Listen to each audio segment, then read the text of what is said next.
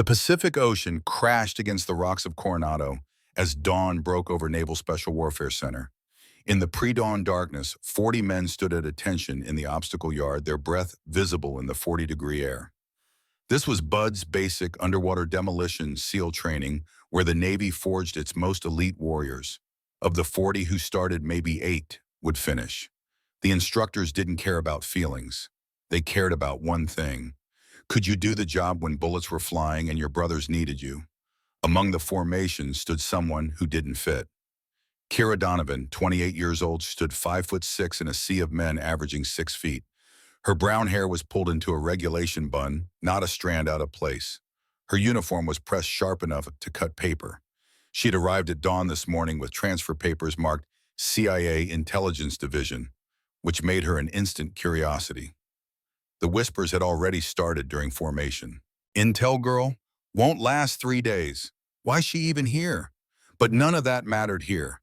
At Bud's, you started from zero. Your past was erased. Only what you could do today counted.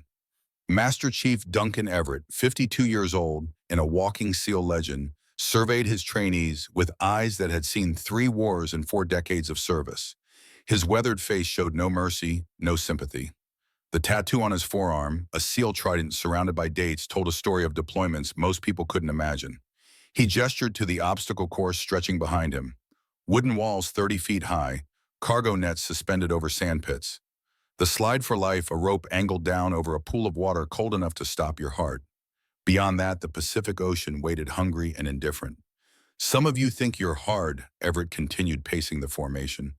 You're college athletes, high school football stars, Marines who thought the Corps was too easy. His eyes lingered on Kira for half a second. Or intel analysts who think typing reports is combat training. A few trainees snickered. Kira's expression didn't change. She'd learned long ago that reactions were ammunition for people like this. Give them nothing. Show nothing. Let your performance speak. At the opposite end of the formation stood someone everyone knew. Garrett Thorne. At 26, he was tall and broad-shouldered, with the kind of confidence that came from real combat experience. 2 tours in Afghanistan with the Marines, multiple firefights, a Purple Heart he never talked about. He'd seen brothers die. He'd killed men who were trying to kill him. That gave you a certain gravity. Garrett had 2 constant shadows. Brennan Locke stood to his right, 25 years old, always perfectly composed with the kind of posture that came from growing up in a military family. His father was Brigadier General Harrison Locke, retired, a man whose name still carried weight in defense circles. Brennan never mentioned it, but everyone knew. The pressure of that legacy sat on his shoulders like invisible weight. On Garrett's left was Wyatt Cross, 24, former college football linebacker, whose pro dreams died with a blown knee. He joined the Navy to find purpose, to prove he was more than a failed athlete. Where Garrett led with authority and Brennan with quiet competence, Wyatt followed with eager loyalty. He wanted to belong to something bigger than himself. When Kira walked past them toward the equipment shed after formation dismissed, all 3 stopped talking and stared. Not with attraction, with assessment, the way predators evaluate potential threats or prey. "Hey, new girl," Garrett called out, his voice carrying across the yard. "Careful with the obstacles today. We don't have time to carry you to the medic." Brennan smirked. Wyatt laughed on cue like he always did. Kira didn't break stride, didn't acknowledge them. She dealt with bigger problems in worse places. CIA headquarters had plenty of men who thought a woman analyst was there to make coffee and look pretty right up until her reports saved their operations. But Garrett wasn't used to being ignored. His jaw tightened as he stepped into her path, forcing her to stop or walk around him. "I said something," he said, quieter now. Dangerous quiet. Kira looked up at him. Garrett was 9 inches taller and probably 80 pounds heavier. None of that showed in her eyes. "I heard you," she replied, her voice flat and calm. "I just didn't think it needed a response." The silence that followed was sharp enough to cut. Other trainees nearby stopped what they were doing to watch. Brennan raised his eyebrows, genuinely surprised. Wyatt's grin faded into uncertainty. Garrett's smile dropped. "Careful, new girl. This isn't your intel desk with your coffee and your computers. Out here, respect matters." "Then maybe you should show some," Kira said. Before Garrett could respond, Everett's whistle cut through the air like a gunshot. Form up now, log PT in 2 minutes. Garrett backed off, but his eyes promised this wasn't over. The morning drills were designed to break people.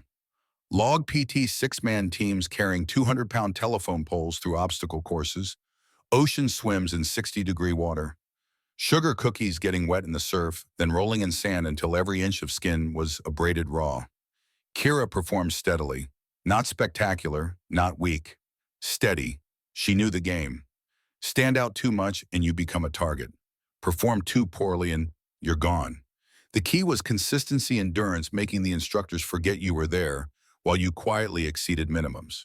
But Garrett's group watched her like hawks, looking for weakness, waiting for failure.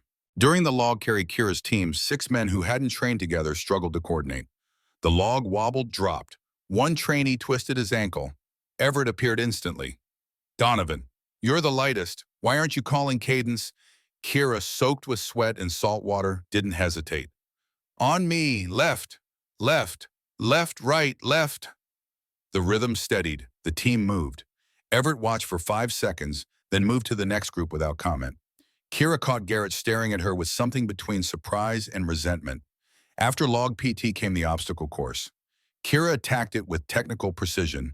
She wasn't the fastest, several men beat her time by 20 seconds. But she didn't hesitate, didn't fail a single obstacle. Her technique on the rope climb was textbook feet, locked efficient, pulls no wasted energy. On the cargo net, she moved with the confidence of someone who'd climbed worse in worse conditions. Garrett finished 10 seconds ahead of her. As Kira came off this course, breathing hard but controlled, he was waiting. Not bad, he admitted grudgingly, for an intel girl. Kira just nodded and kept walking. She wasn't here to make friends. Lunch was an MRE eaten standing up. 15 minutes to consume calories, hydrate, and prepare for afternoon sessions. Kira found a spot in the shade of the equipment building away from the clusters of trainees forming social bonds. That's when Garrett's trio approached. Still ignoring us? Brennan asked, his tone more curious than hostile. He had a politician's voice, measured, controlled, probably learned from his general father. Kira capped her water bottle, slowly buying time to assess the situation. 3 of them, one of her, but they were on base, surrounded by instructors. Physical threat, minimal. Psychological warfare, high probability. I'm not here to socialize, she said simply. I'm here to train. Wyatt chuckled. You hear that, Garrett? She thinks she's here to train. Like this is college gym class. Garrett studied her with narrowed eyes. Kira recognized the look. She'd seen it in interrogation videos and surveillance footage of terrorists assessing targets. He was trying to categorize her, figure out where she fit, how to exploit weaknesses. You know what I think, Garrett said, voice casual but eyes sharp. I think your CIA brass's diversity hire. Make the headlines show everyone the Navy's progressive. You'll wash out by Friday and they'll blame the training, not you. It was calculated, designed to provoke a reaction, anger, defensiveness, anything that would justify escalation. Kira had been trained by CIA instructors who made Garrett look like an amateur. Think whatever helps you sleep, Kira said. She turned to leave. Garrett's hand shot out, not grabbing, but blocking her path. Not quite assault, but definitely aggressive. We're not done talking. Yes, Kira said quietly, looking at his hand. We are. Thorne Donovan. Either of you deaf? Master Chief Everett stood 20 feet away, hands on hips, face carved from stone. Both trainees straightened immediately. Everett wasn't someone you messed with. Sir. No, sir, they responded in unison. Then why are you still standing there when I've got a training evolution starting in 30 seconds? Everett's eyes moved between them, reading the tension. You two got beef good. We've got sparring drills this afternoon. You can work it out on the mats where it belongs. Brennan and Wyatt exchanged glances. This was going to be interesting. Everett raised his voice to address all trainees within earshot. Listen up. Afternoon session is hand-to-hand combat fundamentals. Controlled sparring, protective gear, instructors supervising. This isn't your bar fight garbage. This is about learning to defend yourselves when your weapon's dry and the enemy's in your face. He paused, letting that sink in. Military combatives isn't pretty. It's not MMA with rules and referees. It's dirty, nasty, and designed to end threats. We're going to teach you joint locks, pressure points, and how to kill someone with your bare hands if necessary. Clear. Hooyah! The chorus rang out from 40 throats. Everett's gaze landed back on Garrett and Kira. Thorne Donovan, you'll be demonstration partners for the first round. Show everyone what controlled aggression looks like. Kira's stomach tightened, but her face stayed neutral. She'd trained in Krav Maga defensive tactics, basic combatives. She could handle herself, but Garrett was bigger, stronger, and had actual combat experience. This wouldn't be easy, Garrett smiled, not friendly, predatory. Looking forward to it, sir. As trainees filed toward the training hangar, Brennan leaned close to Garrett. Easy, brother, don't hurt her too bad. We need her conscious to quit on her own. Garrett didn't respond. His eyes tracked Kira as she walked ahead of them, back straight, head up, showing no fear. Wyatt muttered, this is going to be good. What they didn't know, what nobody except one person on this base knew, was that Kira Donovan had been operational, not analytical, for the last 18 months of her CIA career. After the Istanbul incident 4 years ago, Kira requested transfer from pure intelligence work to Special Activities Division, the CIA's most secretive operators, the ones who did things the government would deny. They'd initially rejected her. 5'6", 130 pounds, not the typical profile. But Kira had one advantage. She was brilliant at reading situations, anticipating moves, staying 10 steps ahead. So she trained. Krav Maga 4 days a week, boxing for timing and power, judo for grappling, defensive tactics from former Israeli commandos, weapons training at secret facilities. SARE School, Survival Evasion Resistance Escape, where they literally tortured you to prepare you for capture. She'd operated in Syria undercover as a journalist, in Yemen tracking terrorist finances, in Afghanistan running assets who'd be executed if discovered. She'd killed 3 men in her career, all justified, all necessary, all haunting her at 3 a.m. when sleep wouldn't come. But here at Buds, all of that was classified. Her file showed intelligence analyst, Middle East desk. Nothing about special activities, nothing about operational experience. Because Kira wasn't just here to train, she was here to investigate. 3 SEAL teams had been ambushed in the last 4 months. Tactics predicted. Positions compromised. 12 men dead. Someone was leaking classified training information, selling SEAL playbooks to enemies who used it to kill American operators. CIA had evidence the leak originated at this training center. Kira's mission: find the leak, identify the network, and do it without blowing her cover. The sparring session wasn't just a fight, it was an opportunity to establish credibility, gain respect, and position herself to investigate. She needed to be good enough to be taken seriously, but not so good it revealed her true capabilities. Walk the line. Always walk the line. The hangar smelled of rubber mats, sweat, and the metallic tang of adrenaline. Industrial lights hung from the ceiling, casting harsh shadows. Along the walls, heavy bags swayed gently from earlier training. A full-size cage sat in one corner, used for advanced MMA-style training. Today they'd use the open mat area, 60 feet by 60 feet of impact-absorbing foam covered in vinyl. 40 trainees formed a loose rectangle around the mats. Energy crackled through the space. Everyone knew what was about to happen. The new girl versus Garrett Thorne. The intel analyst versus the Marine combat veteran. This was going to be a lesson probably for her. Everett stood at the edge of the mat with 2 assistant instructors, both younger SEALs, who'd volunteered to help with training while between deployments. One of them, Petty Officer Richards, grinned as Kira and Garrett approached. All right, listen up, Everett began, voice carrying across the hangar. Hand-to-hand combat is our last resort. If you're in a knife fight or hand-to-hand, something's already gone wrong. But when it happens, you need to end it fast. We're going to demonstrate basic takedown defense, counterstrikes, and joint manipulation. He gestured to racks of protective gear. Both of you gear up. Headgear, mouth guards, gloves. This is controlled sparring, not a cage match. Understood. Yes, sir, Kira and Garrett responded. As they geared up, Kira caught fragments of whispered conversations around her, giving her 5 seconds. Garrett's gonna destroy. Why even bother? Kira blocked it out, focused on her breathing, visualized the fight. Garrett stripped off his shirt before gearing up. Typical alpha moves: show off the physique and intimidate the opponent. And admittedly, he was impressive. Muscled like someone who'd spent years in military gyms. Scars from shrapnel visible on his ribs. A warrior's body, Brennan called out from the sideline. Show her how it's done, brother, Garrett grinned, bumping fists with Wyatt. Then he turned to Kira, voice low enough only she could hear. Nothing personal, Donovan. But you need to learn this isn't your world. Kira met his eyes. We'll see. Everett stepped onto the mat, positioning himself where he could intervene instantly. Here's how this works. 3 2-minute rounds. Light contact, we're demonstrating the technique, not trying to hospitalize each other. If I say stop, you stop. If your partner taps you, release immediately. Break any of those rules, you're gone from this program. Clear. Clear, sir, they chorused. Touch gloves, show respect.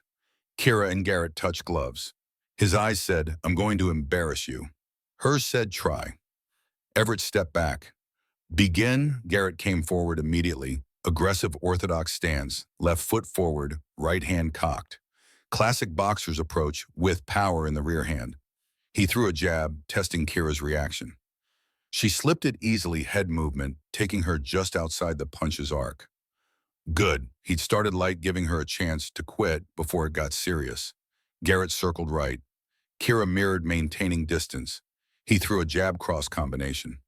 Kira parried the jab, slipped the cross, countered with a quick body jab that surprised him, not hard, but accurate.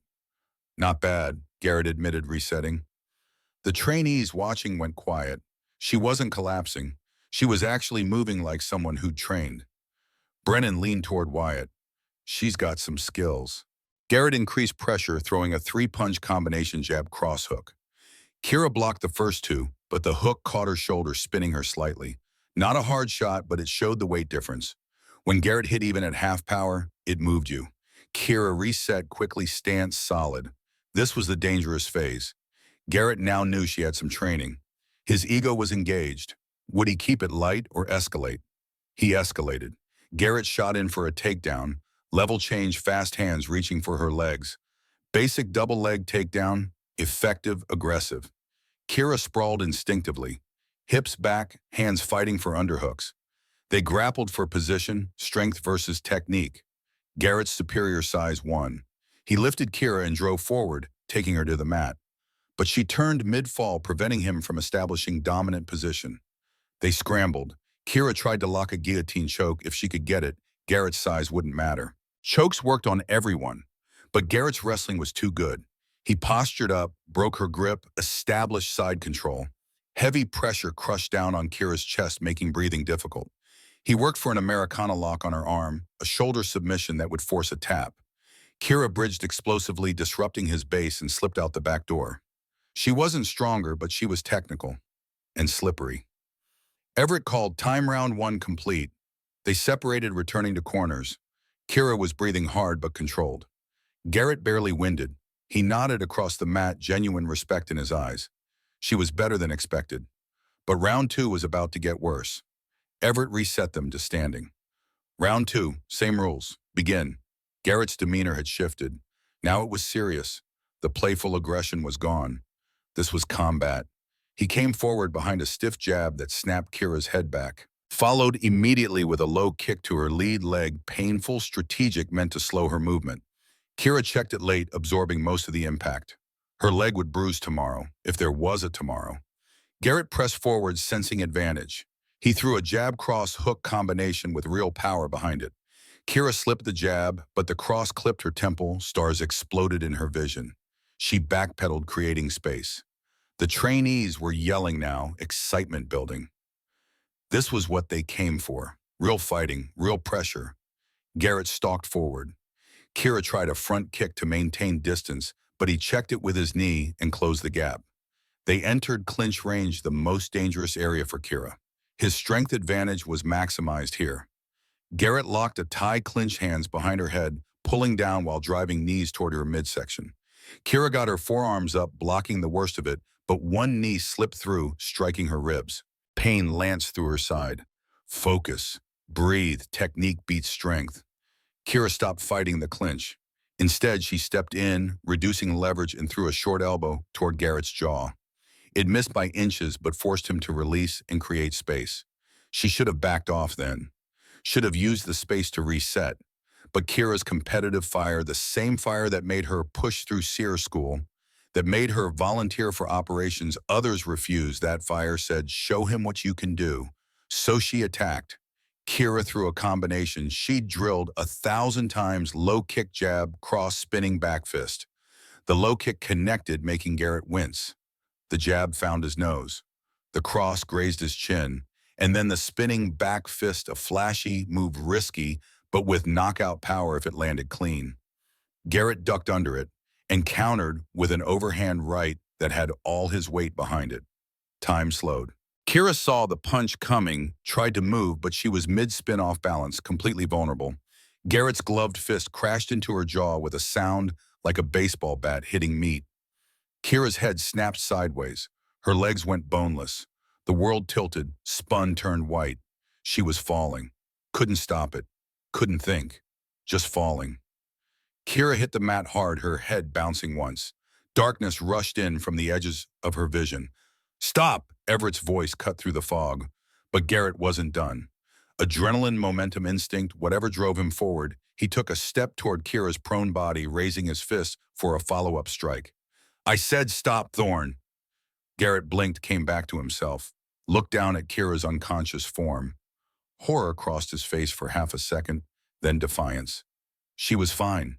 She was unconscious. Everett was in Garrett's face now, apoplectic with rage. "You hit her with a follow-up after the knockout." "That's not training, that's assault." The hangar went dead silent. Everyone stared at Kira's still body. Brennan started forward. "Garrett, what the hell?" Then Garrett felt it. A hand on his wrist. Cold, strong, unmovable. Garrett tried to pull away reflexively. Couldn't budge an inch. The grip was like iron. A voice behind him, arctic cold. "Touch her again, and I'll break every bone in that hand." Garrett's blood ran to ice. Everyone turned. Standing behind Garrett, his hand locked on Garrett's wrist in a grip that turned skin white, was Commander Reese Caldwell. At 38, he was everything a SEAL should be. Weathered face, pale blue eyes, SEAL trident on his black t-shirt. His call sign was Reaper, and everyone knew why. Now Reese held Garrett's wrist in a textbook pressure point control technique. Not painful yet, but Garrett could feel the potential. One shift of Reese's fingers and nerves would scream, joints would hyperextend, and Garrett would be on his knees begging. "Commander Caldwell," Everett said, relief evident in his voice. "Sir, we had a training accident." "That wasn't an accident," Reese said quietly, eyes never leaving Garrett. "That was assault." Garrett tried to maintain composure. "Sir, with respect, she was still fighting. I was just—" "You were standing over an unconscious opponent with your fist raised," Reese interrupted. "I watched you throw the knockout punch. Clean hit. She went down hard. You knew she was out, and you still stepped forward." Reese's grip shifted minutely. Garrett gasped as pain shot up his arm. Reese continued in that same calm voice. "You're what, 6'2", 220. She's 5'6", maybe 130. You hit her at full power, knocked her unconscious, and were preparing to strike again. What do you think happens when a 220-pound man punches an unconscious 130-pound woman?" I wasn't." Garrett's face reddened, shame and anger mixing. "You were." Reese released Garrett's wrist with a slight push that sent Garrett stumbling back. "Thorne Wright, Marine, 2 tours, Afghanistan, transferred to SEAL program 4 months ago." Garrett blinked, surprised Reese knew his file. "Yes, sir." "Then you know better. In combat, you fight until the threat's neutralized." She was neutralized the second she hit the mat. Everything after that is just violence for violence's sake. Reese's voice remained calm, but every word cut. "We don't do that. We're not thugs. We're professionals." Brennan couldn't help himself. "Sir, Garrett didn't mean—" Reese's gaze shifted to Brennan. Didn't raise his voice. Didn't have to. "You are Locke, sir. Brennan Locke." "General Locke's son?" Reese asked. Brennan nodded. "Then you know what discipline means. Your father built a career on it. So when I say your friend crossed a line, that's not opinion. That's observation." Reese looked back at Garrett. "You've got a choice, Thorne. You can be the kind of operator who loses control and hurts teammates. Or you can be the kind who maintains discipline under pressure. First type gets people killed. Second type leads teams. Which are you?" Garrett swallowed hard. Every instinct screamed to defend himself, to argue, to fight back. But looking into Caldwell's eyes was like looking into a mirror. That showed exactly what you were, and right now Garrett didn't like what he saw. Second type, sir, Garrett said quietly. Then act like it. Reese turned his attention to Kira's still form on the mat. Medic, Reese knelt beside Kira with practiced efficiency. He checked her pulse first steady at 68 beats per minute. Good. Breathing was regular, unlabored. Also good. He gently palpated the back of her head, checking for fracture or hematoma. A small knot was forming where her head hit the mat, but skull felt intact.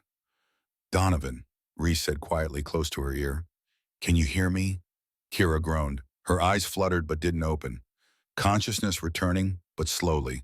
Classic signs of a concussion, maybe grade 2, possibly grade 3.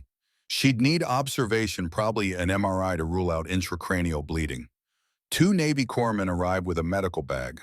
Reese briefed them quickly.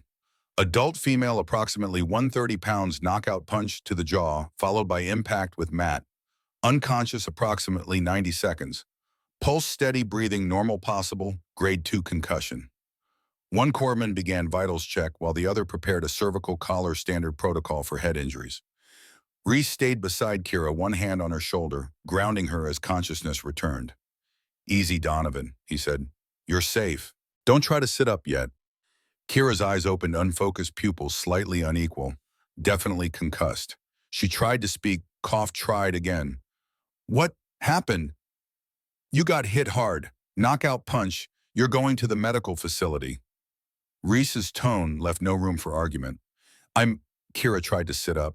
Pain lanced through her skull. She gasped, falling back. You're going to the medical facility, Reese repeated. That's not a request, that's an order. Kira's eyes focused on him for the first time. Recognition flickered, surprise, confusion, something else Reese couldn't quite read. Commander Caldwell. Yeah, Reese's expression softened fractionally. Been a while, hasn't it? The corpsmen exchanged confused glances. Everett looked between Reese and Kira with new interest. Garrett and his group stared, trying to understand what was happening. Kira closed her eyes. 4 years. About that. Reese stood as the corpsman prepared to cue her. We'll talk later. After they clear your brain for damage. It was already damaged, Kira muttered. Otherwise, I wouldn't be here. Despite everything, Reese almost smiled. Same dark humor. That hadn't changed. As the corpsman escorted Kira out on a stretcher, she'd refused the backboard, insisting she could walk but compromised. Brennan grabbed Garrett's arm. Brother, what the hell was that? Brennan's voice was low, urgent. You could have seriously hurt her. Garrett pulled his arm free. She knew what she signed up for. Did she sign up for you hitting her while unconscious?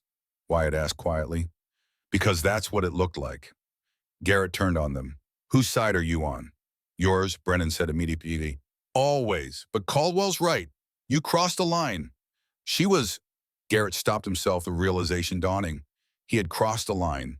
He'd lost control. Adrenaline, ego, competitive fire, whatever it was, he'd let it override discipline. And now a woman was injured because of it. Damn, Garrett breathed. Wyatt nodded. Yeah, damn. Everett approached them, face carved from granite. Thorne, my office, now. Garrett followed Everett toward the hangar offices like a man walking to his execution. Brennan and Wyatt watched him go. Around them, the other trainees were dispersing, buzzing with the conversation. The afternoon's training session was clearly over. Think he'll get kicked out? Wyatt asked. Brennan shook his head. Maybe. Probably should. He paused. Did you see the way Caldwell looked at Donovan like he knew her? He said, been a while, hasn't it? Like they've worked together before. Intel analyst and Tier 1 SEAL. Brennan frowned. Where would they even meet?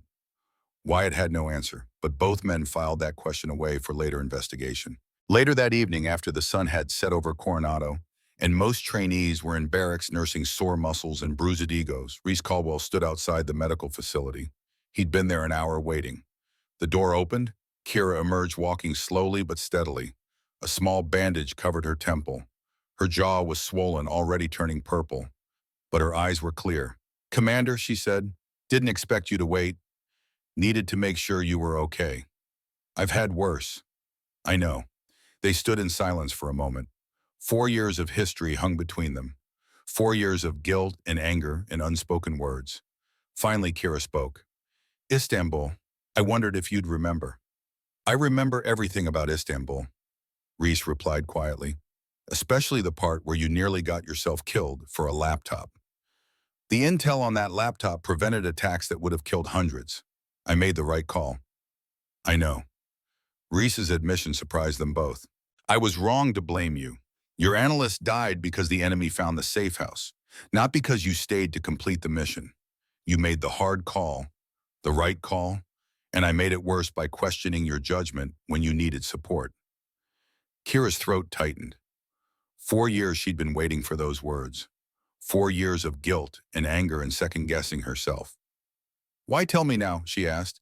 Because you're here for something more than training, and whatever it is you're going to need help. Last time I refused to trust your judgment, people died. I won't make that mistake again. Kira stared at him. He knew, or at least suspected. Reese, we'll talk tomorrow, Reese interrupted gently, after you've rested. But know this, you're not alone here. Whatever you're investigating, and I'm in. Kira wanted to deny it, to maintain her cover, but looking into Reese's eyes, she knew it was pointless. He'd already figured it out. Tomorrow, she agreed, after my head stops feeling like it's splitting open. Reese smiled slightly. Get some sleep, Donovan. As Kira walked toward the women's barracks, Reese watched her go. Then he pulled out his phone and made a secure call. This is Caldwell. I need deep background on current SEAL casualties. Last 4 months. Any patterns indicating compromised tactics? Yes, I'll wait. While Reese waited on hold, Master Chief Duncan Everett sat alone in his office staring at a photograph on his desk. His daughter Emma, 16 years old, smiling despite the hospital bed, the IV lines, the obvious signs of illness eating her from the inside.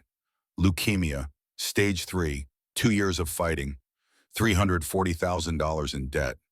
His phone buzzed, unknown number. Everett's hand trembled as he answered.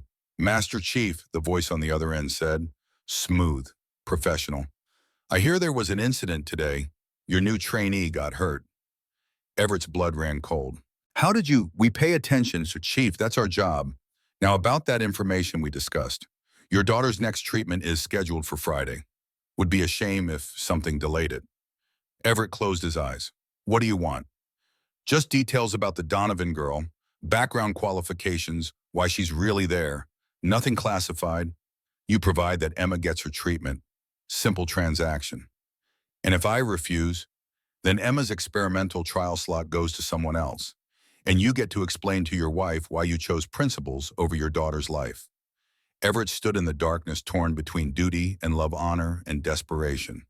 The voice continued, You have until Friday, Chief. Think about what matters most. The line went dead.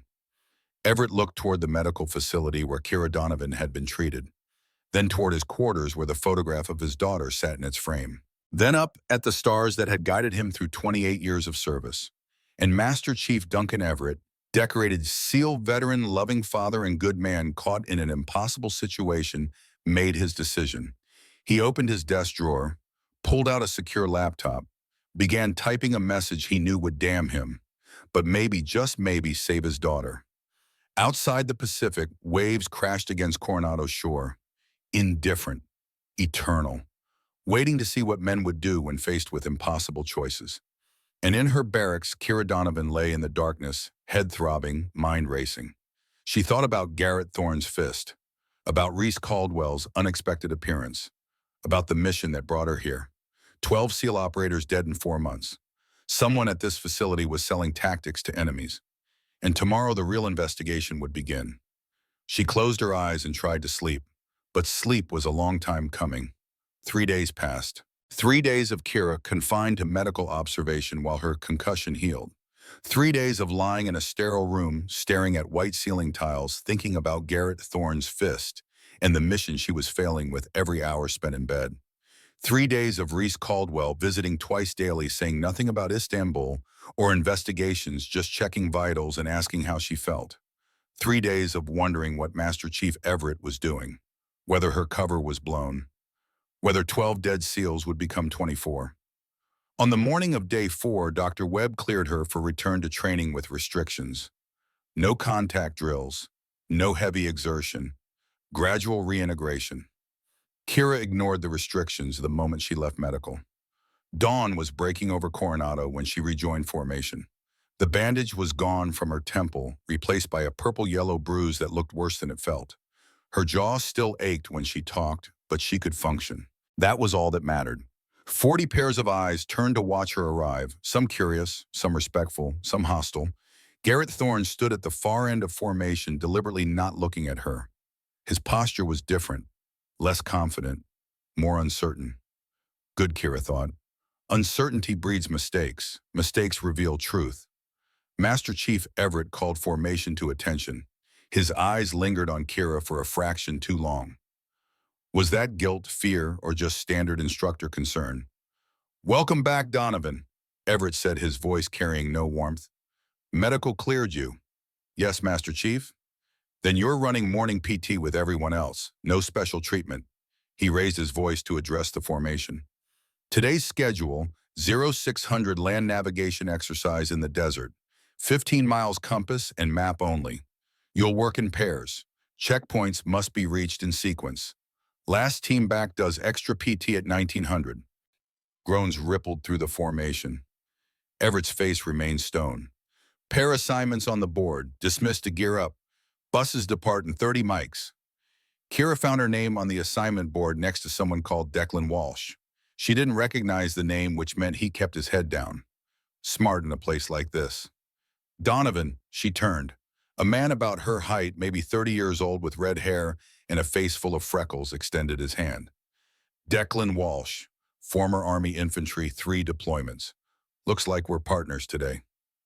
Kira shook his hand. His grip was firm but not aggressive.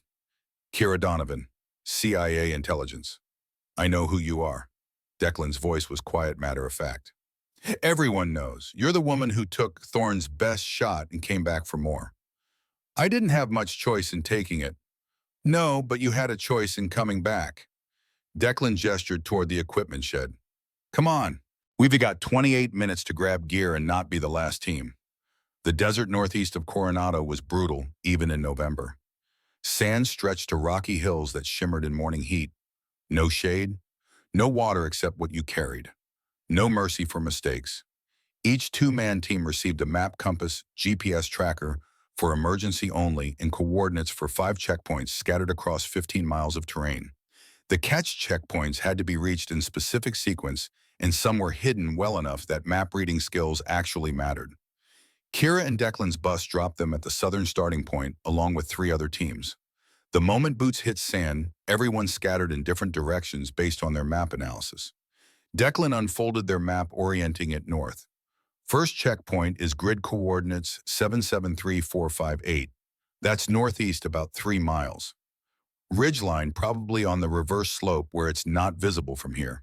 Kira studied the map, calculating terrain elevation changes, likely ambush points if this were a real operation. Old habits. Agreed, we take the Wadi system northeast, use it for concealment and easier walking than open sand. Declan looked at her with new respect. Most people would take the direct route. You're thinking tactically. Wadis also have shade, and we're not racing the terrain, we're racing other teams. Let them exhaust themselves in direct sunlight. You sure you're just an analyst? Kira started walking. I read a lot of after-action reports. They moved through the desert in companionable silence. Declan calling out heading checks every 10 minutes, Kira watching for landmarks. The sun climbed higher. Temperature rose into the 80s. At the 2-mile mark, Declan spoke again. Can I ask you something, and you can tell me to shut up if it's none of my business? You can ask. I might not answer. Why are you really here? And I don't mean the official story, I mean really. Kira kept walking, eyes scanning the horizon. Why do you think there's more to it? Because Commander Caldwell showed up exactly when you needed him. Because he knew you from before. Because the way he looked at Thorne wasn't instructor disappointment, it was personal protection. Declan paused. And because 3 weeks ago, a guy claiming to be NCIS asked me questions about security protocols, surveillance schedules, and whether I'd noticed anything unusual about new trainees with intelligence backgrounds. Kira stopped walking, turned to face him. What did you tell him? Nothing, because something felt wrong about the whole conversation. Questions were too specific, too focused on infrastructure rather than personnel. Declan met her eyes. So I'm asking you straight, are you investigating something here? Decision point, trust, or deflect? Kira's instincts, honed through 4 years of operations, said Declan Walsh was exactly what he appeared to be, a solid soldier asking honest questions. If I were, Kira said carefully, would you help or hinder? 12 SEALs died in the last 4 months because someone leaked tactics. My fire team leader in Afghanistan was one of them. Declan's voice went hard. So if you're here to find who's responsible, I'd help. If you're here for any other reason, I'd stay out of your way. Kira studied him for 5 seconds, made her choice. First checkpoint is ahead. Let's focus on that. We can talk more tonight. Declan nodded slowly. Fair enough. They found the first checkpoint hidden behind a rock outcropping on the ridge's reverse slope, exactly where Kira predicted. The instructor waited there with a logbook to record their time. Donovan and Walsh, not bad. You're the second team here. Second meant someone was faster. Kira filed that information away as they headed toward checkpoint 2. The desert sun was merciless now, temperature pushing 95 degrees. Sweat soaked through their uniforms. Water consumption had to be carefully managed. Too little, and you cramped, or worse, too much, and you ran out before finishing. Kira's head throbbed with each step. The concussion wasn't fully healed despite what she'd told medical. But pain was just information. You acknowledged it and kept moving. At checkpoint 3, they encountered another team, Garrett Thorne and Wyatt Cross. The four of them arrived simultaneously from different directions, converging on a water cache hidden in a small canyon. The instructor there, Petty Officer Richards, grinned at the timing. Well, this is interesting. Sign in both teams. Garrett and Kira carefully didn't look at each other. Wyatt shifted uncomfortably. Declan watched everything with calm assessment. Richards logged their times. You're tied for first. Checkpoint 4 is going to determine who wins or loses extra PT tonight. As they prepared to leave, Garrett finally spoke. Donovan. Kira turned. Garrett's face was tight, conflicted. I'm glad you're okay. It wasn't an apology. Not quite. But it was something. I'm fine, Thorne. Let's leave it at that. I just wanted to say, leave it, Kira repeated harder this time. We're professionals. Act like it. She walked away. Declan followed. Behind them, Wyatt muttered something to Garrett that Kira couldn't hear. 2 hours later, filthy and exhausted, Kira and Declan reached the final checkpoint in third place. Garrett's team had beaten them by 8 minutes. Another team, 2 former Rangers with excellent navigation skills, finished first. The buses back to base were silent, except for the sound of men drinking water and trying not to collapse. Kira sat next to Declan, head against the window, watching the desert slide past. Her phone buzzed. Restricted number. She answered quietly. Donovan. It's Caldwell. My office when you get back. We need to talk. About why Master Chief Everett spent yesterday accessing classified training files he has no operational need for, and about why those files all relate to maritime insertion protocols for active SEAL teams. Kira's blood went cold. Benito.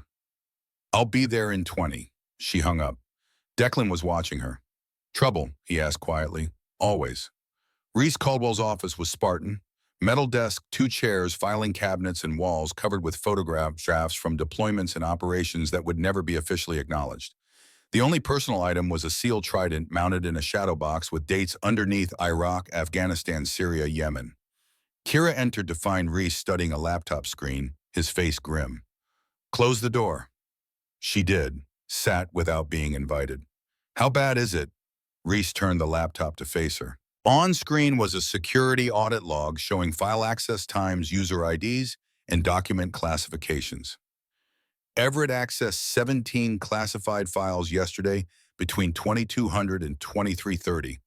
All of them maritime operation protocols, insertion techniques, communication procedures, extraction contingencies. Reese's finger traced down the list. This isn't random browsing. This is targeted intelligence gathering. He's the leak, Kira said quietly, or he's being forced to be. Reese pulled up another window showing a different document. I did some digging. Everett's daughter Emma has stage 3 leukemia. Medical costs have bankrupted the family. $340,000 in debt, insurance maxed out. That's motive for desperation, not treason. Agreed, which is why I kept digging. Reese clicked to another screen. 4 weeks ago, a charitable foundation called Apex Medical Research contacted Everett, offered to get Emma into an experimental treatment program. Cutting-edge therapy, best chance for survival. Completely free. Nothing's completely free, Kira said. Exactly. Apex Medical Research is a subsidiary of Apex Strategic Solutions. And Apex Strategic Solutions is owned by Brigadier General Harrison Locke, Kira finished. Brennan's father. Reese nodded. Retired Army general with extensive special operations liaison experience. Now runs a defense contracting firm that does everything from logistics support to private security to medical research. Very diversified, very profitable, very well connected. Kira's mind raced through implications. A general with defense contracts would have legitimate reasons to know about SEAL operations, but he'd also know the value of classified training protocols to foreign buyers or rival contractors. He'd know exactly what to steal and how to sell it, Reese agreed, and he'd know how to leverage desperate people like Everett to get access. Does Brennan know? No evidence of that. From what I can tell, Brennan's a good kid trying to live up to an impossible legacy. His father's using him without his knowledge. Reese leaned back. Question is, what do we do about Everett? He's compromised. He's feeding intel to Locke, but he's doing it to save his daughter. We use him, Kira said immediately. Let him keep feeding information, but we control what information he feeds. Turn him into a channel for disinformation. That's risky. If Locke suspects Everett's been turned, he'll kill the daughter's treatment. Probably kill Everett too to cover tracks. Then we don't turn him officially. We just make sure the information he steals is exactly what we want Locke to have. Reese studied her with something like admiration. You've done this before. Run double agents. I've run double agents before. Syria, Yemen. It works if you're careful. And if we're not careful, then good people die. But good people are already dying, Reese. 12 SEALs in 4 months. We don't have the luxury of safe options. Reese was quiet for a long moment. Then he nodded. All right, we run Everett as an unwitting double. Plant false information in files he has access to. Let him pass it to Locke. Track where it goes from there. I'll need to set up surveillance on Everett's communications, Kira said, and we need to identify Locke's handler. Someone's collecting the intel from Everett. That's our weak point. I'll handle the surveillance. You focus on identifying the handler. Reese hesitated. There's something else. Yesterday I was contacted by NCIS. They've been running a parallel investigation into SEAL casualties. They didn't know CIA was involved. How much do they know? Enough to be dangerous. They've identified the pattern of compromised tactics. They've narrowed the leak to this facility. But they don't know about Everett or Locke yet. We need to keep it that way, Kira said. NCIS moves in now. Locke goes underground, and we never identify the full network. We need him to think he's safe. Agreed, I'll stall NCIS. Buy us time. Reese met her eyes. But Donovan, understand this, we're operating outside normal channels now.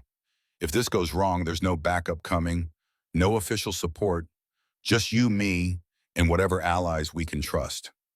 I've operated outside channels before. It's where the real work gets done.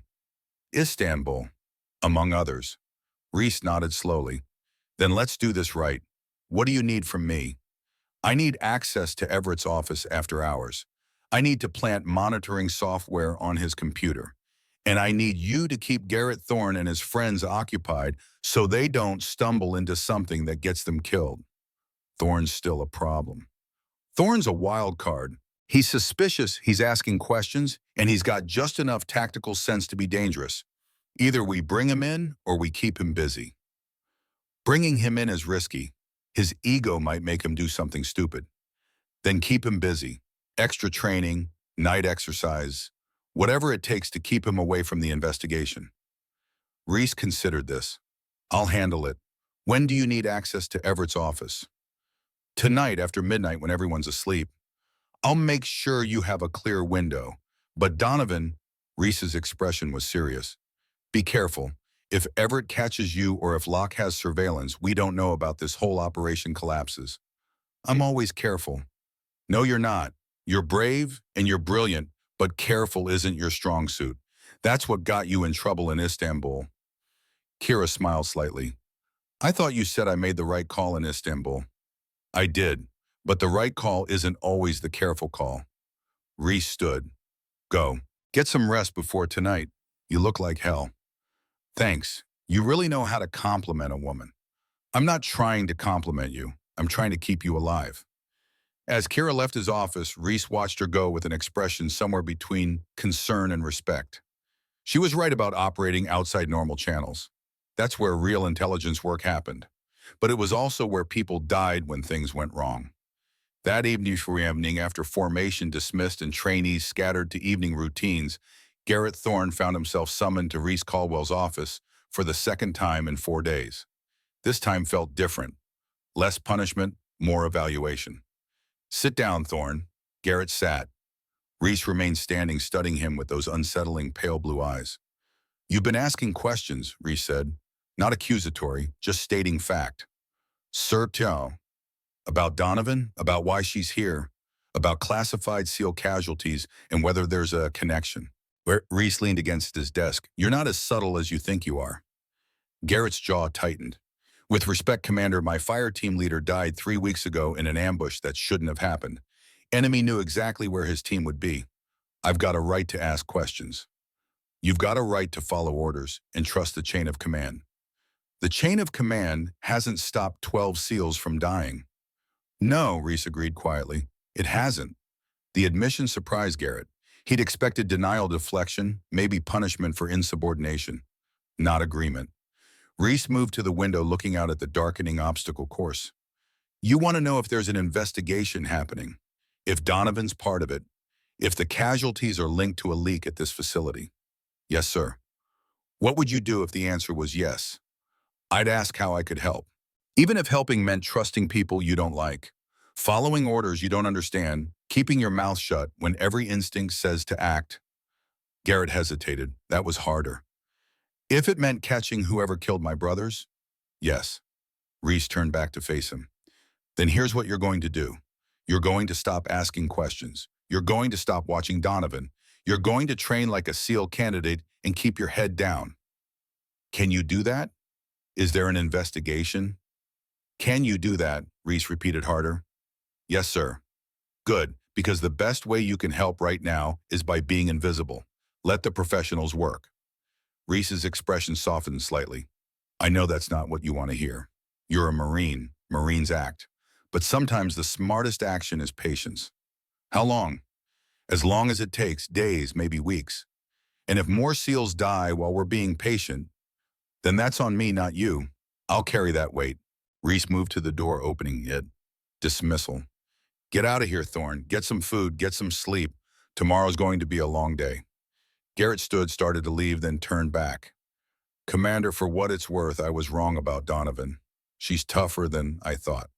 She's tougher than both of us thought, Reese said. Now go. After Garrett left, Reese pulled out his phone and sent a single text message to Kira. Thorne's contained. Window opens at midnight. You'll have 2 hours before patrol rotation changes. Make them count. Midnight at Naval Special Warfare Center was quiet but never silent. The ocean provided constant background noise, occasional voices from Night Watch, the distant sound of training that never really stopped even when most trainees slept. Kira moved through shadows like she'd been taught in the Special Activities Division training.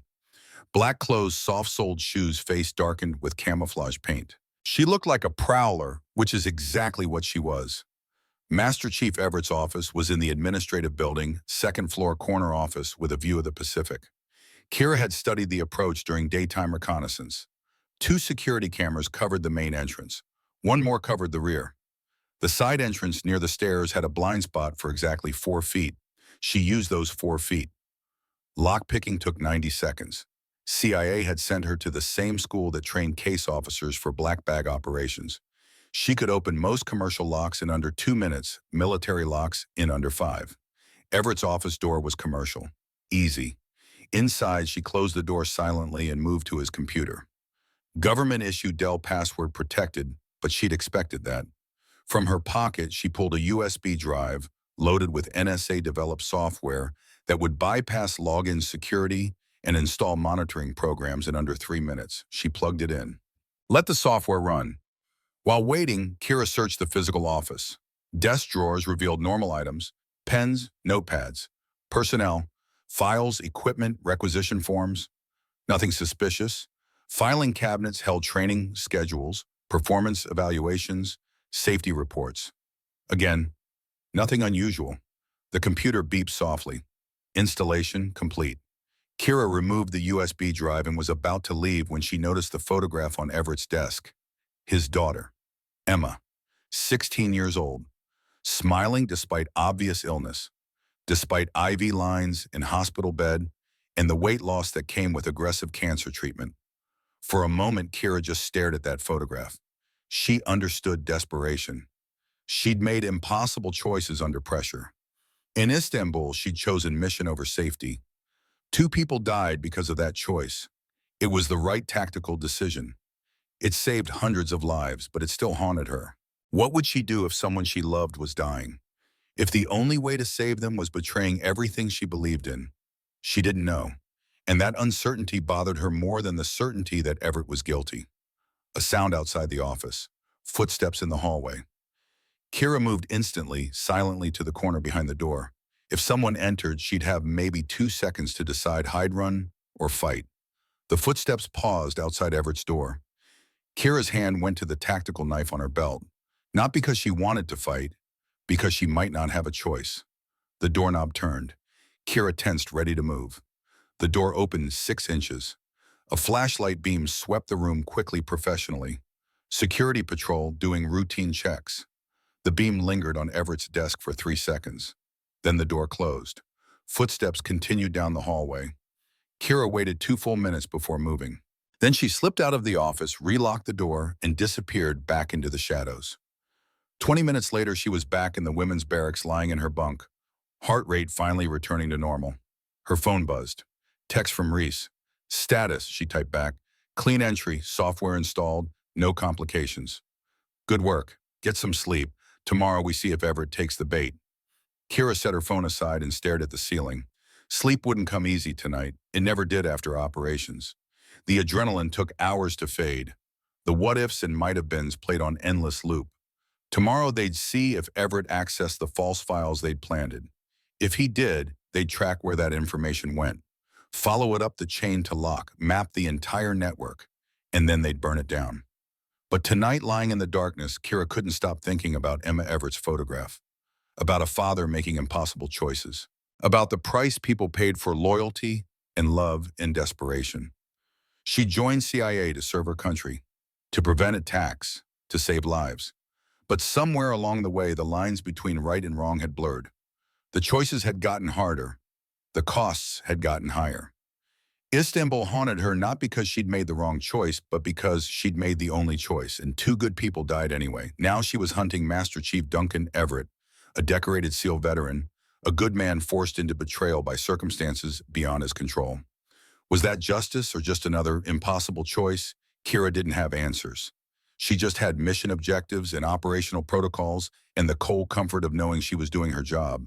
Tomorrow would bring new complications. Garrett Thorne was still asking questions.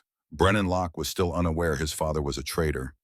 Declan Walsh was still waiting for answers she couldn't give. And somewhere out there, an enemy was counting on 12 dead SEALs being just the beginning. The next morning brought advanced combat training, CQB drills in the shoot house, a facility designed to simulate urban warfare. Tight corridors, blind corners, rooms that could hide threats or friendlies. The trainees were divided into 4-man teams. Each team would clear a building filled with pop-up targets, some marked as hostile, some as civilian. Shoot the wrong target and you failed. Miss a hostile target and you died. Simple concept, brutal execution. Kira found herself assigned to a team with Declan Walsh, a quiet former Ranger named Marcus Rivers, and surprisingly Brennan Locke. Garrett and Wyatt were on a different team. Brennan acknowledged her with a curt nod. Professional, distant, good. Master Chief Everett briefed them before the exercise. Room clearing is the most dangerous thing you'll ever do in combat. Confined spaces, unknown threats, limited visibility. You enter wrong, you die. Your team dies. Civilians die. He demonstrated proper technique, pieing corners, button hook entry, fatal funnel awareness, sectors of fire. Donovan Everett called, demonstrate point man entry on door 1. Kira moved to the door, weapon up, finger off trigger. She sliced the corner, gradually exposing the room while minimizing her own exposure. Smooth, professional. Everett watched without expression. Acceptable. Where'd you learn that training, Master Chief? What kind of training? The kind they don't put in personnel files. A few trainees chuckled. Everett's eyes narrowed slightly, but he moved on. The exercise began. Kira's team entered the shoot house with Declan on point, her second Marcus, third Brennan rear security. They moved through the first room clean, 2 hostile targets, both engaged correctly. Second room was harder. 3 targets, 2 hostile, 1, a civilian holding a child. Split-second decisions. Declan took the first hostile, Kira took the second. Marcus held fire on the civilian. Perfect execution. Third room was where things got interesting. They entered to find a complex scenario. 4 targets, 2 hostile, standing 1 hostile prone behind cover, 1 civilian hostage held at gunpoint. The team had to engage 3 threats while not hitting the hostage, all within 5 seconds. Declan engaged the standing hostiles. Kira and Marcus split to flanking positions. Brennan provided overwatch. The prone hostile was the problem. Terrible angle, limited exposure, high risk of hitting hostage if the shot wasn't perfect. Kira made the decision in milliseconds. She moved right, exposing herself to draw the target's attention. The hostile's weapon tracked toward her. Marcus took the shot. Clean kill. Hostage safe. Threats neutralized. Time 4.3 seconds. They exited the shoot house to find Reese Caldwell watching with Everett. Both instructors looked impressed despite themselves. Donovan, Reese called, that was a risk, exposing yourself to draw fire. Calculated risk, sir. Marcus had the angle if the target committed to me. And if he'd shot you instead, then Marcus still had the shot and the hostage lived. Mission success either way. Reese studied her for a long moment. That's operator thinking, not analyst thinking. Kira met his eyes.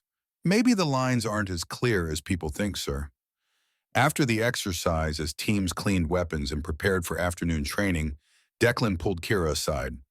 You moved like someone with experience, he said quietly.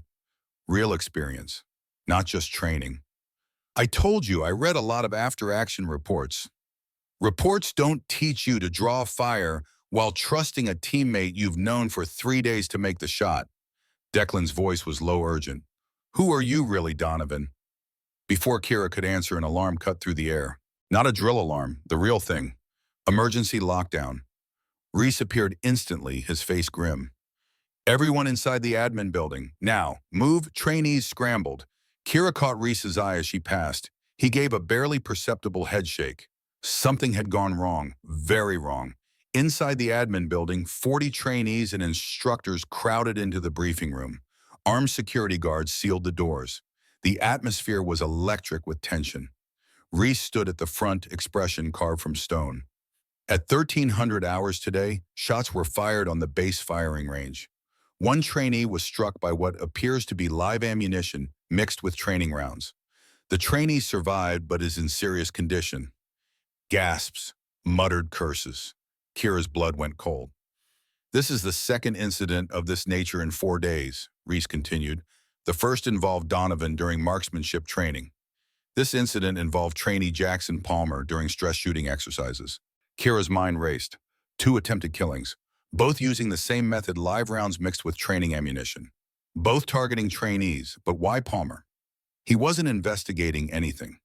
He was just a trainee, unless he wasn't the target. Unless someone was establishing a pattern to make Kira's incident look random instead of targeted. Reese's next words confirmed her suspicion. NCIS is taking over the investigation. This facility is under lockdown until further notice. No one enters or leaves without clearance. All personnel will be interviewed. All equipment will be inspected. He paused, his eyes sweeping the room. If anyone has information about these incidents, now is the time to come forward. Lives are at stake. Silence. No one moved. Reese dismissed them with instructions to remain in barracks until further notice. As the room emptied, Kira felt eyes on her. Multiple sets. Garrett Thorne watching with calculation. Brennan Locke watching with confusion. Master Chief Everett watching with something that looked like fear. And in the back corner, partially hidden by other trainees someone Kira didn't recognize. Civilian clothes, dark suit, observing everything with professional detachment. That had to be Locke's handler, the man collecting intelligence from Everett. Right here on base, bold as brass, probably claiming to be NCIS or some other legitimate authority. Kira committed his face to memory. Average height, average build, forgettable features. Exactly what a professional intelligence operative should look like. As she filed out with other trainees, her phone buzzed. Text from Reese. My office, 30 minutes, come alone. We've got a problem. 30 minutes felt like 30 hours. Kira spent the time in her barracks bunk staring at the ceiling, running through scenarios. 2 attempted killings, NCIS lockdown, a handler on base, Master Chief Everett compromised, General Locke pulling strings from somewhere off base. And now Reese had a problem. Problems in intelligence work usually meant one of 3 things: mission compromise, asset exposure, or someone was about to die. She arrived at Reese's office exactly on time. The door was already open. Inside, Reese stood with another man she didn't recognize, late 40s, fit, wearing khakis and a polo shirt that screamed federal agent trying to blend in. Close the door, Reese said. Kira did, remained standing. The stranger studied her with professional assessment. You're Donovan, CIA Special Activities Division, currently undercover investigating SEAL tactical leaks. Not a question, a statement. Kira's mind raced. Blown cover, compromised operation. This was worse than she thought. Who are you, she asked. Special Agent Marcus Reeves, NCIS. I've been running a parallel investigation into the same leaks you're chasing. He gestured to a chair. Sit. We need to talk fast because we're running out of time. Kira sat, looked at Reese. How much does he know? Everything, Reese said. I briefed him an hour ago because we've got bigger problems than jurisdictional bullshit. Reeves pulled out a tablet, brought up surveillance photos. This man was on base today during the lockdown.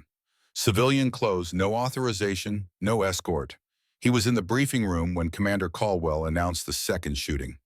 The photo showed the forgettable man Kira had spotted. Average everything. Professional gray man. That's the handler, Kira said. He's collecting intelligence from Master Chief Everett. His name is Daniel Wilson, Reeves said. Former Defense Intelligence Agency, retired 3 years ago and went private sector.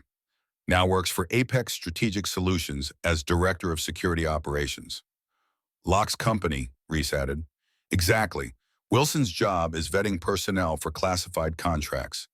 Legitimate cover for accessing secure facilities and asking questions about operational security. Reeves swiped to another photo. But Wilson's also been linked to 6 other defense contractors in the last 18 months. Each one suffered data breaches shortly after he visited. Classified procurement information, weapons specifications, training protocols. He's an industrial spy, Kira said, selling secrets to whoever pays. Worse, we think he's selling to foreign actors. 3 of the contractors he compromised had ties to Chinese defense research, 2 more to Russian private military companies. Reeves's expression was grim. The SEAL casualties aren't random. Someone's buying our tactics and using them to kill our operators. The room went silent. This was bigger than Kira had imagined. Not just corruption or greed, treason, people selling American lives to hostile powers. How does Everett fit? She asked. Reese answered. Everett's the access point. Wilson approached him 4 weeks ago with the Medical Foundation offer for his daughter. In exchange, Everett provides Wilson with access to classified training files. Wilson passes them to Locke. Locke sells them through intermediaries to foreign buyers. And the shootings? We think Wilson's trying to kill the investigation, Reeves has said. First you because you're CIA and asking questions. Then Palmer to make it look random. If he can create enough chaos, NCIS investigates the shootings instead of the leaks. We waste time on base security while the real operation continues. Except now you're here and the investigation's accelerating. Kira leaned forward. So what's the play? Reeves and Reese exchanged glances. Some unspoken communication passed between them. The play is dangerous, Reese said. and completely off the books. If it goes wrong, we all burn. I'm used to burning, Kira said. What do you need? We need to catch Wilson in the act of collecting intelligence from Everett, record the handoff, trace where it goes, identify the foreign buyers. Then we roll up the entire network at once. Reeves set down his tablet. But Wilson's spooked. The lockdown made him nervous. He's going to accelerate his timeline. How do you know? Because I planted false information in the files Everett accessed yesterday, intel about a fictional SEAL operation happening next week. High-value target in Syria. If Wilson took the bait, he'll want that information immediately. It's worth millions to the right buyer. Kira understood. You're using Everett as bait without telling him. We don't have a choice. If we approach Everett, he might warn Wilson. If Wilson runs, we lose our chance to identify the buyers and the network stays operational. Reese's voice was tight. I don't like it either, but 12 SEALs are dead. More will die if we don't end this. When's the handoff? Tonight, we think. Wilson's scheduled to leave base tomorrow morning. He has to collect before then. Reeves pulled up a map on his tablet. Everett's office most likely, or somewhere nearby where they can talk privately. We'll need surveillance, audio and video, and a team ready to move if things go wrong. Kira was already planning tactically. Where's Wilson now? BOQ Bachelor Officer Quarters, room 217. He's claiming to be here for security assessment following the shootings. Reeves smiled without humor. Perfect cover to be exactly where he needs to be. What about General Locke? Locke's the kingpin, but he stays clean, never touches the intelligence directly. Wilson handles collection. Locke handles sales through cutouts and shell companies. We need hard evidence linking Locke to Wilson to foreign buyers. Otherwise, his lawyers will bury us. Kira thought for a moment. Then we need to take Wilson alive. Make him give up Locke. Offer him a deal, or put enough pressure that he breaks. Wilson's former DI, he's trained to resist interrogation. Everyone breaks eventually. It's just a matter of finding the right pressure. Kira met Reeves's eyes. I've done this before. Syria, Yemen. Sometimes the mission requires darkness. Reeves studied her. How dark are we talking? Dark enough to get results, not dark enough to lose our souls. I'm not sure there's a difference, Reeves said quietly. There is. Trust me. Kira stood. What do you need me to do? We need you to be ready to move tonight when Everett and Wilson meet. We'll have surveillance set up. Audio feed to our position. When Wilson takes possession of the intelligence, we move in with NCIS backup and secure both of them. Reeves stood as well. But Donovan understand this. Wilson's dangerous. Former paramilitary operations officer. He's killed before, and he'll kill again if cornered. So have I, Kira said simply. What time, though? Be ready by 2200. We'll send word when it's happening. As Kira turned to leave, Reese called out, Donovan, be careful. Wilson knows you're investigating. If he gets a chance to eliminate you, he'll take it. Then I won't give him the chance. The sun was setting over Coronado when Kira returned to barracks. Most trainees were at dinner, leaving the building quiet. She used the time to prepare, mentally reviewing hand-to-hand techniques, checking her tactical knife, going through scenarios. A knock on her doorframe. Declan Walsh stood there, expression serious. We need to talk, he said, for real this time. Kira gestured him in. He closed the door behind him. I know something's happening tonight, Declan said without preamble. I saw NCIS setting up surveillance equipment near the admin building. I saw you coming from Caldwell's office looking like someone planning an operation. And I saw that civilian Wilson making phone calls outside BOQ like a man arranging something urgent. And I want in. Whatever you're doing, I can help. Kira studied him. Declan Walsh was solid, trustworthy, good in a fight. But bringing him in meant risk. Why, she asked. Why risk your career, possibly your life, for something that's not your mission? Because my fire team leader died in an ambush that shouldn't have happened. Because 12 SEALs are dead. Because if there's a chance to catch whoever's responsible, I'm taking it. Declan's voice was steady, certain. I'm not asking for details. I'm asking to be useful. Decision time. Kira's instincts said trust him. Her training said operational security was paramount. She went with instinct. Be armed and ready at 2200. Stay in barracks until you get a text from me. If I need you, the text will say, Brooklyn. If I don't need you, it'll say nothing. Clear. Clear. What am I preparing for? Close quarters takedown of a hostile intelligence operative. Possibly armed. Definitely dangerous. Non-lethal if possible. Declan nodded slowly. I can do that. If this goes wrong, you never had this conversation. You were in barracks all night. You know nothing. Understood. After Declan left, Kira lay on her bunk and forced herself to rest. Operations required energy. Tired people made mistakes. Mistakes got people killed. She dozed until 2145 hours, then woke naturally instantly alert. The barracks were quiet, most trainees asleep or pretending to be.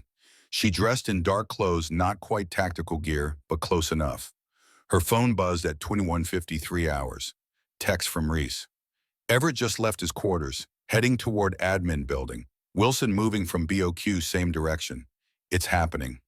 Kira texted back acknowledgement, then sent another text to Declan, Brooklyn. 3 minutes later, Declan appeared at her door dressed similarly dark, his face set with determination. Where? He asked quietly. Admin building. We're back up for NCIS takedown. Stay behind me. Follow my lead. If shooting starts, cover and concealment, not heroics. Got it. They moved through the darkness toward the admin building. The base was quiet, most personnel asleep or in standard night watch. Security lights created pools of illumination. They avoided sticking to shadows. Reese and Reeves waited behind the equipment shed with a sight line to the admin building's side entrance. Both wore tactical gear earpieces for communication sidearms on their hips. Reese's eyes narrowed when he saw Declan. Who's this backup? Kira said. Walsh, former Army infantry. Solid, trustworthy. This isn't a democracy, Donovan. No, but it's a numbers game. 4 is better than 3 if things go kinetic. Reese looked like he wanted to argue but didn't have time. He handed Kira an earpiece. Channel 2, you'll hear everything we hear. She fitted it, immediately heard Reeves's voice. Target 1, entering building. Target 2, 50 meters back, approaching from north. Kira peeked around the shed, saw Everett enter through the side door, moving like a man heading to his execution. Shoulders slumped, head down. 30 seconds later, Wilson appeared. Professional surveillance scan before entering, checking sight lines, looking for watchers. He was good, but not good enough to spot the thermal cameras Reeves had positioned. Wilson entered the building. Both targets inside, Reeves said. Audio is live. Through the earpiece, Kira heard the sound of a door opening. Everett's voice tired and defeated. I have what you wanted. Can we please just finish this? Wilson's voice calm and professional. Show me. Rustling papers. The sound of keyboard typing. Then Wilson, this is good, very good. Syrian operation next week, high-value target. My clients will pay well for this. Your clients, Everett's voice cracked. You mean the people killing our SEALs? The people I'm helping murder American operators? You're helping your daughter live. That's all that matters. Don't get philosophical on me now, Chief. I can't do this anymore. I'm turning myself in. Tomorrow, I'm telling NCIS everything. Silence. Then Wilson's voice colder now. I'm afraid that's not an option. The sound of a weapon being drawn, metal sliding against leather. No? Everett's voice panicked. Wilson, wait. You're a liability, Chief. Too much conscience, too much guilt. You were always going to break eventually. Reese was already moving. Go, go, go. They sprinted toward the building. Kira reached the door first, kicked it open. The sound of the breach echoed like a gunshot. Inside second floor, they heard shouting. A single gunshot. Then silence. Kira took the stairs 3 at a time, Reese and Declan right behind her. They reached the second floor to find Everett's office door closed. Muffled sounds inside. Reese stacked on the door. Kira second. Declan third. Standard entry formation. NCIS, open the door, Reese shouted. No response. Reese kicked the door. It splintered open. Inside, they found Master Chief Duncan Everett on the floor, clutching his shoulder, blood seeping through his fingers. Wilson stood behind Everett's desk, pistol aimed at them, using the desk as cover. Stay back, Wilson shouted. I'll shoot him again. It's over, Wilson, Reese said calmly, weapon trained on Wilson's center mass. NCIS has the building surrounded. You've got nowhere to go. I've got a hostage and a gun. That's somewhere. You've got a wounded SEAL in about 30 seconds before you're either dead or in custody. Choose wisely. Wilson's eyes darted between them, calculating odds. He was boxed in. 3 armed opponents. Wounded hostage who couldn't move fast. No exit. But Wilson was trained. Dangerous, desperate. He made his choice. Wilson fired twice, one round at Reese, one at Kira, and dove through the window behind him in a crash of breaking glass. Kira felt the bullet pass close enough to hear it. She was already moving and returning fire through the window, providing cover as Reese rushed to Everett. Declan, window, don't let him escape. Declan was at the window instantly, weapon up, scanning. He hit the ground running, heading east toward the water. Kira made a split-second decision. I'm pursuing. You stay with Caldwell and Everett. Donovan, wait for backup. But Kira was already out the window, dropping 15 feet to the ground, rolling to absorb impact, coming up running. Wilson had maybe 30 seconds head start. In the darkness, that was enough to disappear if you knew what you were doing. And Wilson knew what he was doing. Kira sprinted after him, following the sound of footsteps on pavement. Her night vision adjusted quickly. She could see Wilson's silhouette ahead, running toward the beach access point. He was heading for the ocean. Smart. Water eliminated tracking. Could swim north or south along the coast. Disappear into San Diego proper within an hour. Kira pushed harder, legs, burning lungs, screaming. She was fast, but Wilson was fast too. And he had momentum. They hit the beach at full sprint. Sand slowed both of them, but Wilson adapted faster, angling toward the harder-packed sand near the waterline. 50 meters to the ocean. 40. 30. Kira knew she had one chance. She couldn't let Wilson reach the water. Once he was swimming, he was gone. She launched herself in a desperate tackle, arms outstretched, aiming for Wilson's legs. Her shoulder caught his knee. They both went down hard in the sand, tumbling, grappling. Wilson twisted, bringing his pistol around. Kira grabbed his wrist, forced the weapon away from her face. They struggled for control. Wilson was stronger, heavier, but Kira was trained in Krav Maga, designed specifically for this desperate close-quarters fighting, where size mattered less than technique and will. She drove her knee into Wilson's solar plexus. He gasped, grip loosening. She stripped the pistol from his hand, threw it away into the darkness. Now it was even. No weapons, just hand-to-hand. Wilson recovered fast, throwing an elbow that caught Kira's jaw. Pain exploded. Stars. She'd been here before. 4 days ago, Garrett's knockout punch. She knew what came next. Not again. Kira drove her palm into Wilson's nose. Felt cartilage break. He roared, grabbed her throat, squeezing. She couldn't breathe. Vision narrowing, training took over. She targeted his eyes with her thumbs. Brutal. Effective. Wilson released her throat to protect his vision. She sucked in air, spun behind him, locked in a rear naked choke. Wilson thrashed, trying to break her grip. He was powerful, but she had position, technique, and 4 years of operational experience that taught her how to finish fights. She squeezed, compressed his carotid artery. Blood flow to brain restricted. Consciousness fading. Wilson's struggles weakened. 10 seconds. 15. 20. Wilson went limp. Kira held the choke another 5 seconds to be sure, then released. Checked his pulse. Still alive. Unconscious, but breathing. She rolled off him, gasping, spitting blood from her split lip. Her jaw throbbed. Her throat felt crushed. But she'd won. Footsteps behind her. She spun, hand going to her knife. Reese appeared out of the darkness, weapon raised, then lowered when he saw her. Jesus, Donovan, I said wait for backup. No time, he was getting away. Is he alive? For now. Reese knelt, zip-tied Wilson's hands behind his back, checked him for weapons, found a backup pistol and ankle holster, a knife in his belt, and a phone in his pocket. Nice work, Reese said. Reckless, dangerous, borderline suicidal, but nice work. How's Everett up alive? Shoulder wound clean through, he'll recover. Reese looked at Wilson's unconscious form. This bastard's going to talk. He's going to give us everything. Locke, the buyers, the whole network. Behind them, more footsteps. Reeves appeared with 4 NCIS agents, weapons drawn, tactical lights sweeping the beach. Secure the prisoner, Reeves ordered. 2 agents moved to Wilson, checking Reese's zip ties, adding more restraints. Donovan, you okay? I'll live. Probably need ice for my jaw, though. That's becoming the pattern for you. Reeves almost smiled. Good takedown. We've got him. Now we make him talk. They transported Wilson to a secure interrogation facility on base. Medical treated his broken nose and checked for concussion, then cleared him for questioning. He woke up 90 minutes after Kira knocked him unconscious, finding himself in a windowless room with his hands cuffed to a table. Kira watched through one-way glass as Reeves began the interrogation.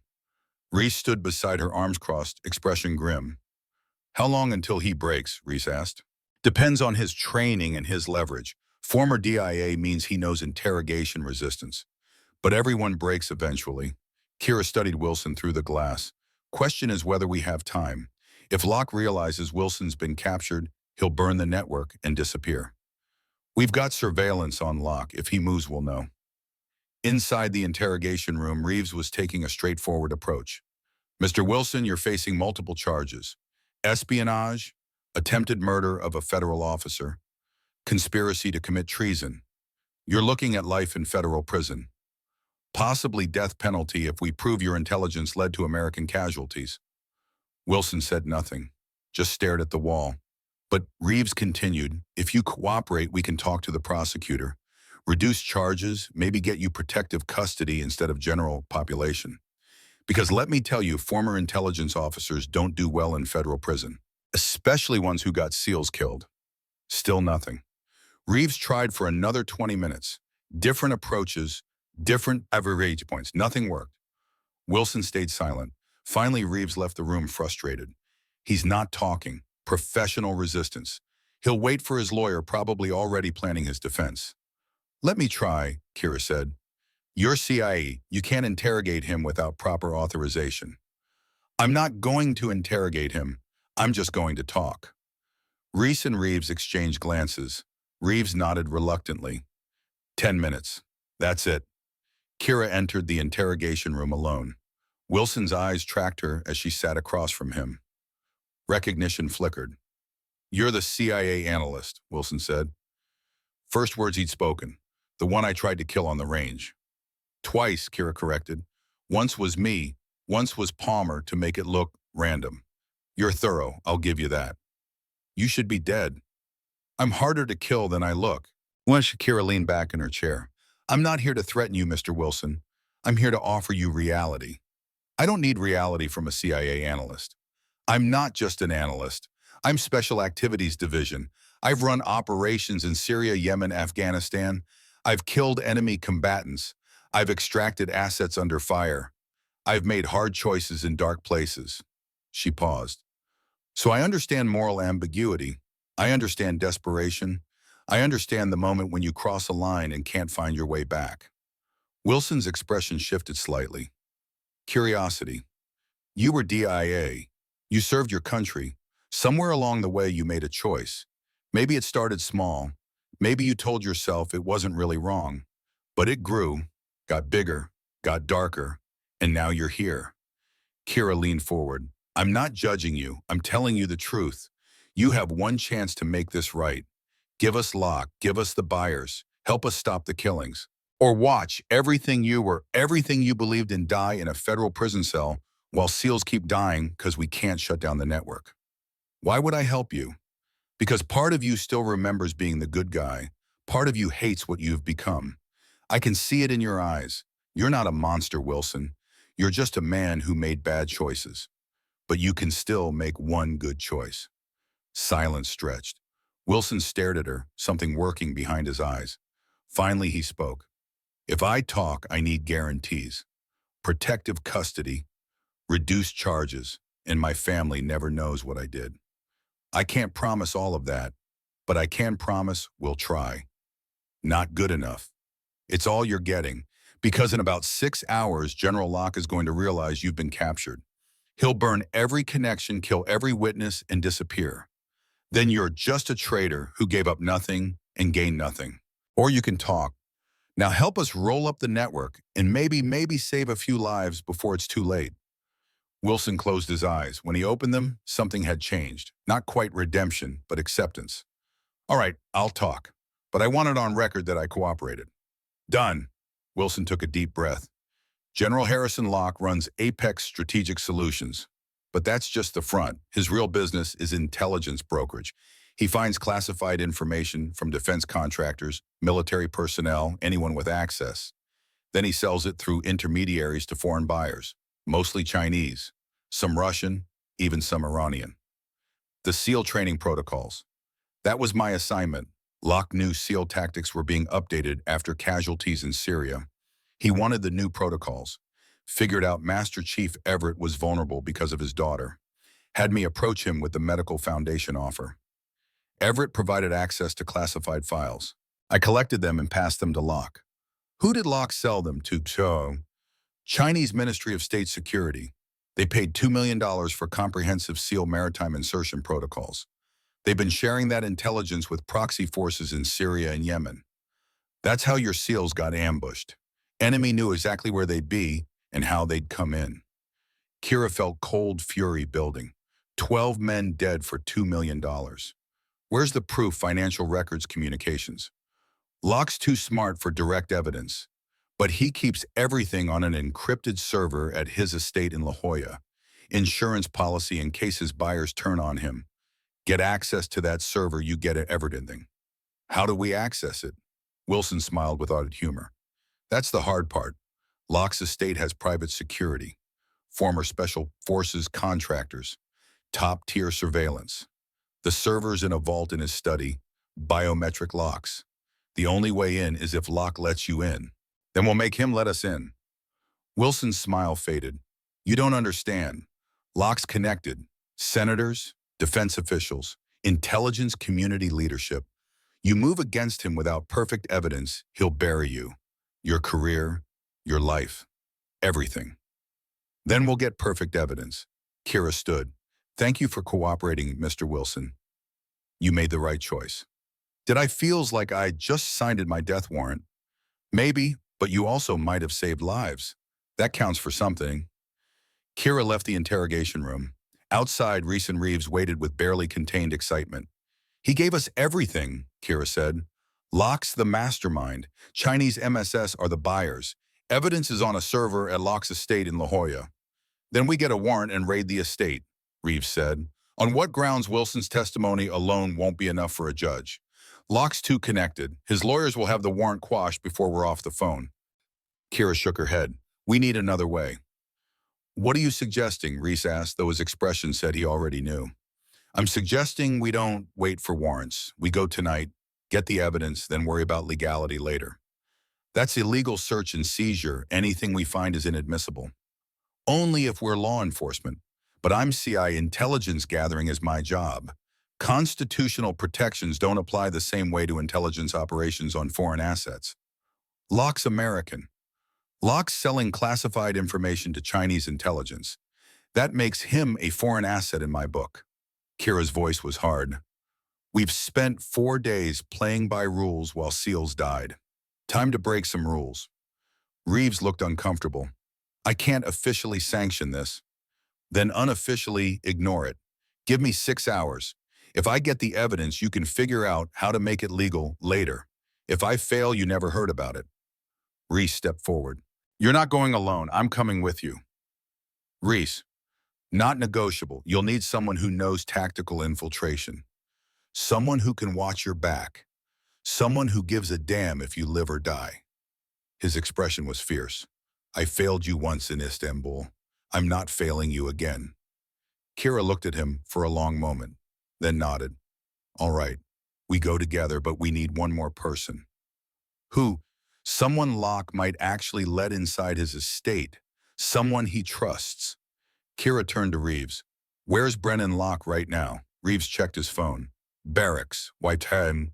Because we're going to tell him his father is a traitor, and then we're going to ask him to help us prove it. 30 minutes later, Kira and Reese sat across from Brennan Locke in a secure briefing room.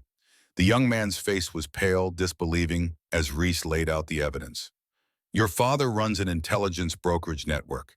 He's selling classified information to foreign powers. SEAL operators have died because of it. That's impossible, Brennan said. My father's a patriot, decorated general. He did. Kira's voice was gentle but firm. I know this is hard to hear, but we have Daniel Wilson in custody. He's confessed everything. Your father is guilty. Brennan stood paced the room. This is insane. You're asking me to believe my father is a traitor. We're asking you to help us prove it, Reese said. The evidence is on a server at your father's estate. We need access to that server. You're his son. He'll let you in. You want me to betray my father. We want you to do the right thing, Kira said. 12 SEALs are dead. Your father put money over lives, honor over country. The man you thought he was, that man died years ago. We're asking you to help us stop the man he became. Brennan stopped pacing, looked at them with anguish.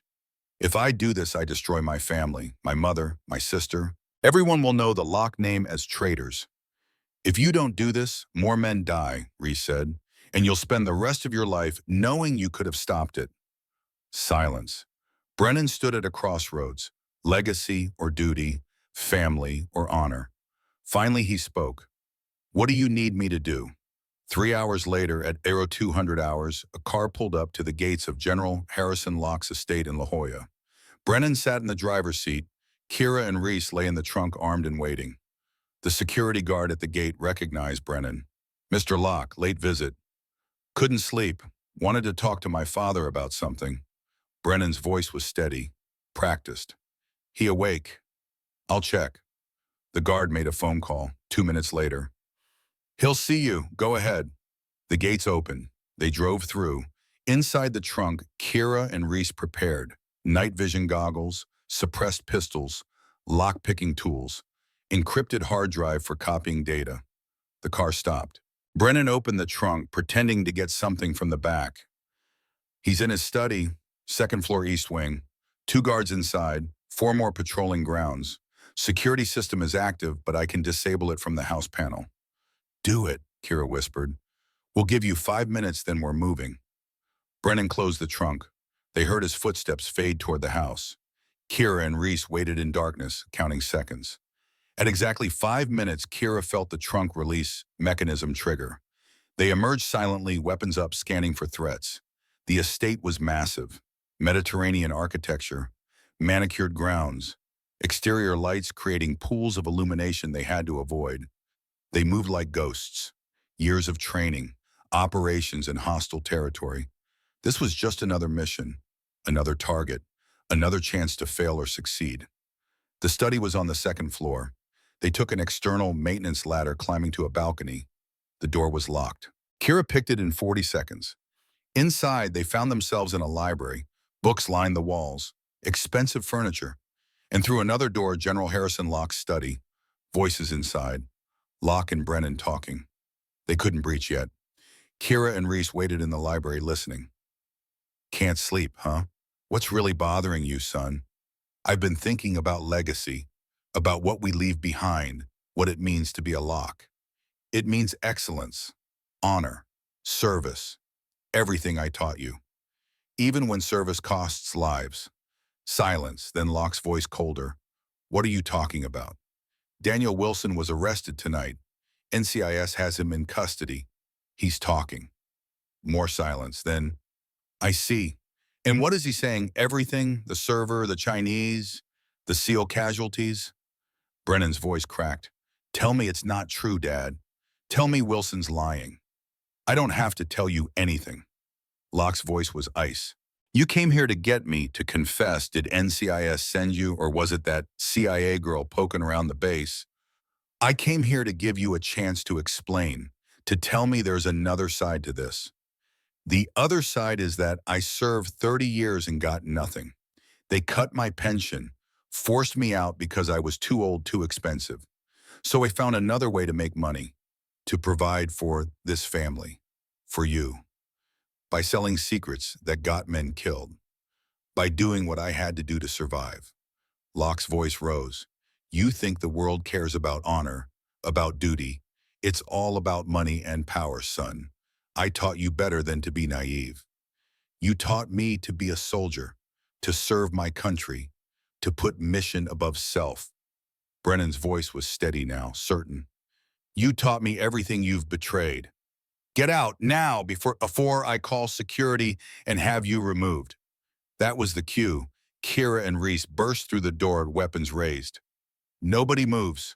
Locke spun, reaching for a desk drawer. Reese fired one suppressed round, hitting the drawer, splintering wood.